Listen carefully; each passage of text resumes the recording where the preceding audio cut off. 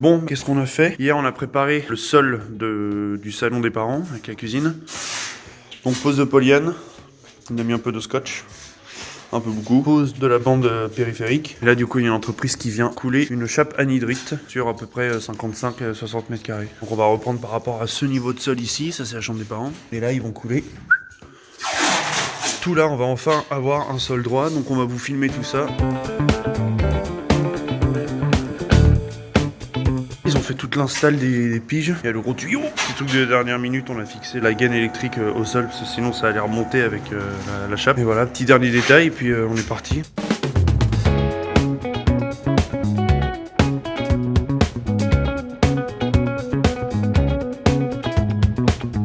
Les mecs sont venus, 25 minutes. Tout il est plat, c'est tout plat.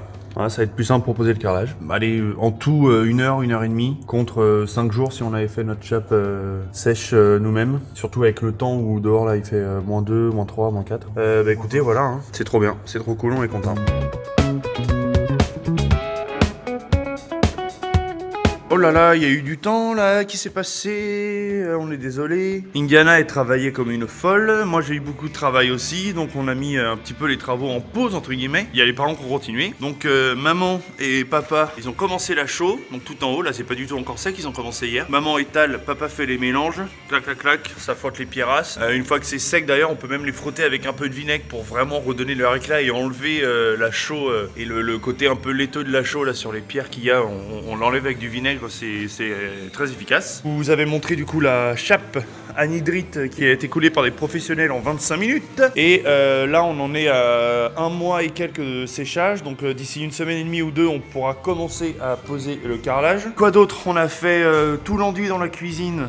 Et la couche d'impression. Là nous on va revoir tous les petits détails, c'est-à-dire là où il y a des petites merdes, bah, on va remettre de l'enduit. Pour avancer avec papa tranquillou, on va enlever déjà cette partie-là entièrement parce qu'on n'a plus besoin d'y avoir accès pour là-haut ou quoi ou qu'est-ce. Comme ça au moins ça ce sera fait. Et puis bah écoutez voilà, hein, maman continue son mur de chaux sur le côté à droite et puis toute cette partie-là. Après il manquera tout ça et la cheminée. Ça avance bien. On est quoi? On est le 9 non, on est le 7 février. Alors on espère avoir terminé entièrement chez les parents fin avril au max quoi. Donc il y a encore le carrelage à poser, il y a toute la cuisine à monter, les meubles, l'électroménager, quoi, il y a les poutres à poncer. D'ailleurs si vous avez des techniques pour la poutre, on est grave preneur parce que celle-là encore ça va, elle a gardé sa couleur, mais celle-là elle a été tellement bouffée par la suie de la cheminée d'avant que quand on gratte en fait on récupère quasiment rien. On a essayé avec du savon, avec plein de trucs, c'est pas mal mais c'est pas foufou non plus. Donc s'il y en a parmi vous qui ont des techniques, nous sommes grave preneurs. Et en haut on a eu un encadrement de fenêtre de fini, de l'autre côté aussi. Bon là c'est un peu le bordel. Voilà, petite verrière à 30 balles, on l'est pas bien là. Enfin, petite verrière. En vrai, c'est un châssis fixe et basta. Hein. Ça a pas vraiment la même gueule qu'une verrière. Et je sais pas si vous voyez, mais voilà, Indy a commencé une fresque. Voilà, ça va être des vignes. Ça va être très sympa. Nous, on enlève cette partie-là entre cette poutre-là et celle-là. On n'a rien besoin là-haut. Donc, on n'a pas besoin d'avoir accès à ici. Là, par contre, on a encore tout plein de trucs à faire autour des fenêtres. On doit mettre, je pense, de la mousse ou même de l'isolant. Là, je pense que ça marcherait. Isolant et du joint acrylique ou je sais plus, menuiserie quoi. Et de l'autre côté pareil mais avec des trous un peu moins gros. Voilà ce que ça donne avec la chaux qui n'est pas encore sèche, mais voilà, ça rend super bien.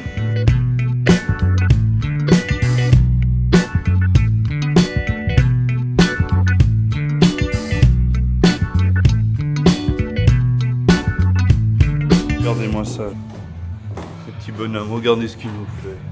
On est dans le détail, mais oui, voilà. Oh, attention, hein! Voilà, finition tout le long.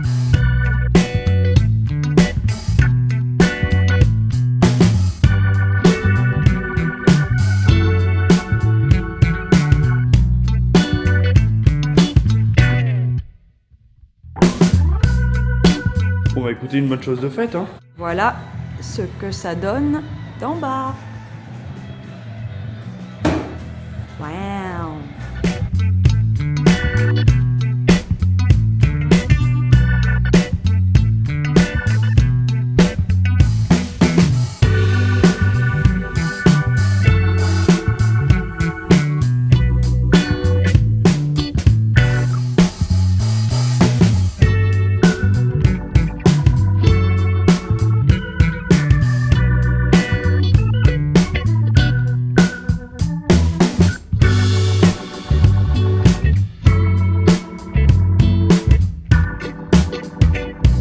pendant qu'Indy fait sa jolie fresque pour les parents, nous avec le père on a fait le raillage du dernier pan à faire en haut avant d'enlever ici et là. Le souci c'est que on attend que les mecs viennent pour réparer, en fait ils refont le pourtour de la cheminée extérieure là. Parce que là quand il vente et qu'il pleut, il y a des traces partout.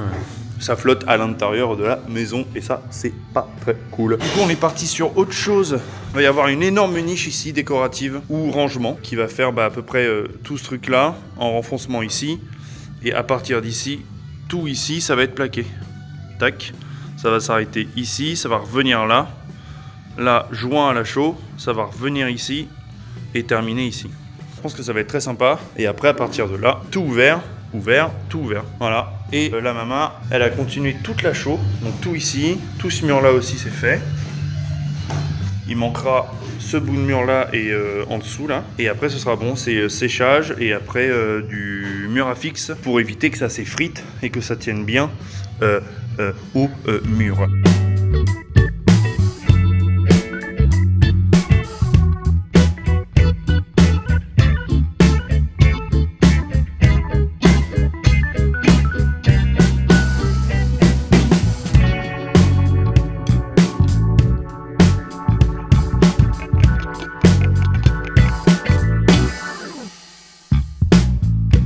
Maman elle continue la chaux, elle nettoie les poutres. Indy elle continue sa fresque. Nous on va étayer toute cette partie là. Comme ça on va pouvoir supprimer tout ce qui dépasse après au niveau de la cheminée et tout le long jusqu'au mur à gauche. Parce que comme ça nous permettra de continuer le raillage et tout machin.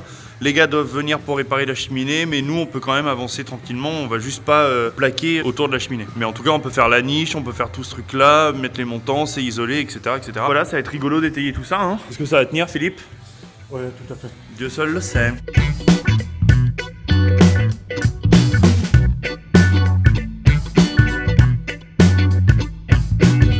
Après avoir étayé, voilà, on a enlevé, comme je vous le disais, toute cette partie de solive. Là, on va enlever cette poutre-là. Bon, je pense que ça se voit, mais elle est bien arquée. Donc du coup, on l'enlève, on la remplace par une autre poutre, mais qui est, elle, pas vrillée, quoi. Qui est nickel. On en met une autre qui va... Hop, là, celle-là, on enlève cette pierre, là. Qui va de là à en face. Là, on refait un petit solivage. Et ce sera vraiment décoratif. Le but, c'est d'avoir un petit parquet ici. Que d'en dessous, ce soit joli. Et que là, vous voyez la délimitation de la niche. Tout ça, c'est une niche qui vient, du coup, jusque là. Et après, la BA13, comme je vous l'avais dit. Voilà, écoutez, on a étayé avec 5 étais. On a bien entendu vissé... ça sur les bastins en bas et sur le bastin ici. Quoi d'autre? Ah oui, on va enlever cette partie-là du parquet parce que Indiana a fini sa fresque. Très jolie fresque. Regardez-moi ça. Que c'est beau. Avec papa, on va faire ça et comme ça, il y aura vraiment les deux ouvertures. Ce sera nickel. Avant ça, maman va nettoyer la fenêtre parce que pour y accéder après, ce sera un petit peu plus compliqué.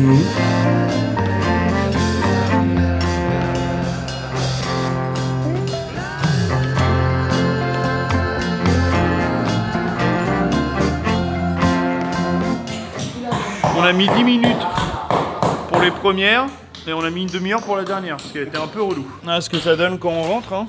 La la la. Ah, manque plus que la troisième à enlever quand on aura fini là-bas. Et puis c'est bon. Hein. Voilà, ils sont contents? Ah, belle hauteur sous plafond. Allez, on continue. Hello tout le monde. Ça fait longtemps que j'avais pas fait une vidéo.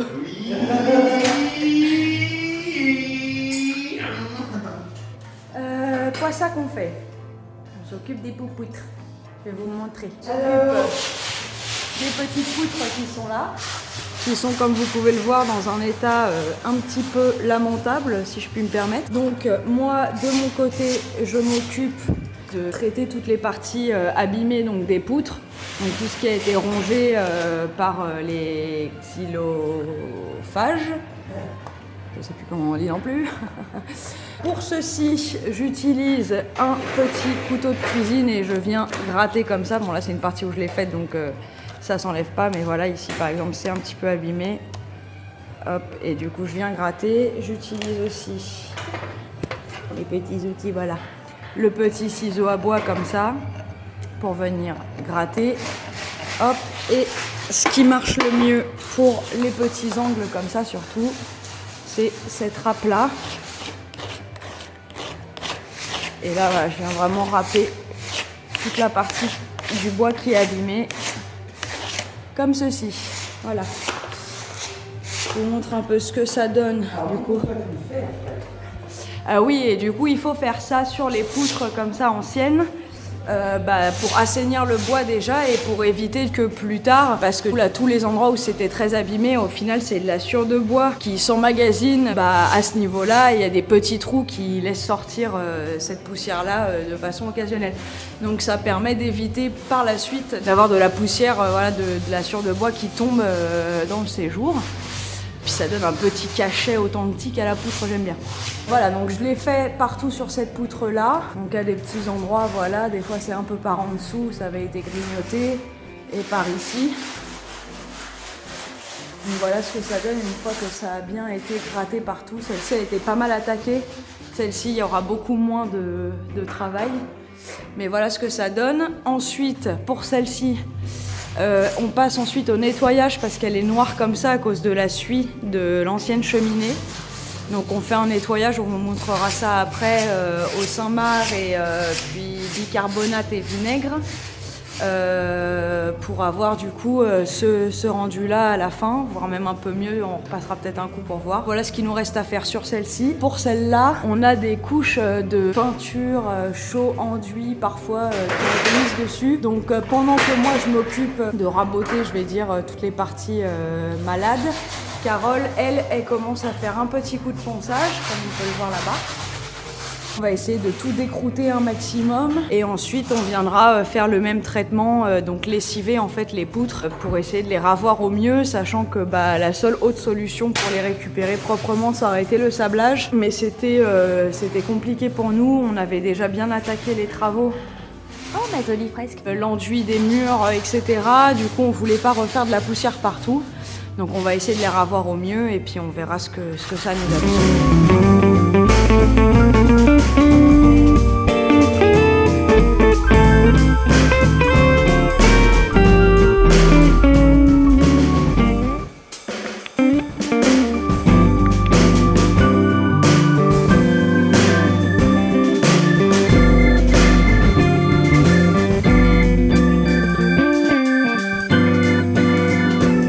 On s'arrête là pour ce soir. On voit pas encore trop le rendu parce que la poutre est mouillée, mais ça l'a quand même déjà bien éclairci. On voit la différence avec cette partie-là qui n'a pas été faite. Ça, c'était une qu'on avait nettoyée mais qui est sèche et ça, c'est mouillé. Donc on voit quand même la différence entre les trois étapes. Donc je vous montrerai une fois que c'est sec, c'est-à-dire demain parce qu'on s'arrête là pour ce soir. Donc on a fait principalement cette partie-là, donc jusqu'ici, il nous reste le petit bout là. Le dessous, il nous reste tout à faire.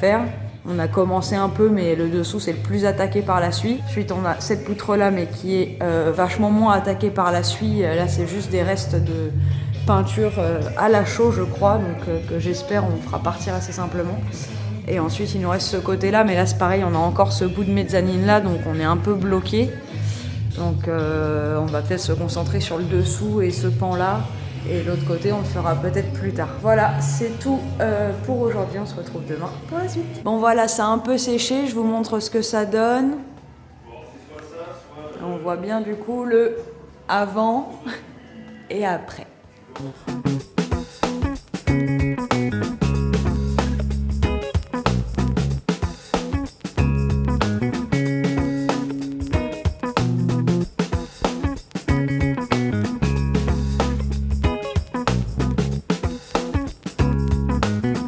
Celle-ci, ça y est, elle a été lessivée au Saint-Marc. On est en train de terminer là avec Carole.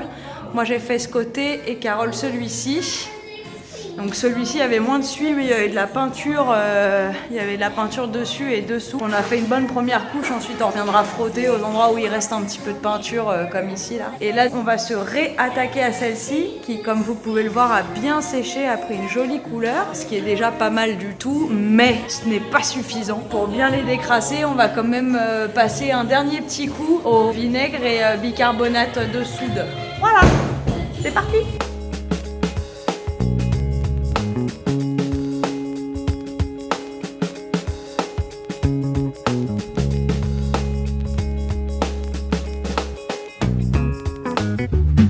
Ceci est un morceau libre de droit. Ceci est un morceau libre de droit. Ceci est un morceau libre de droit.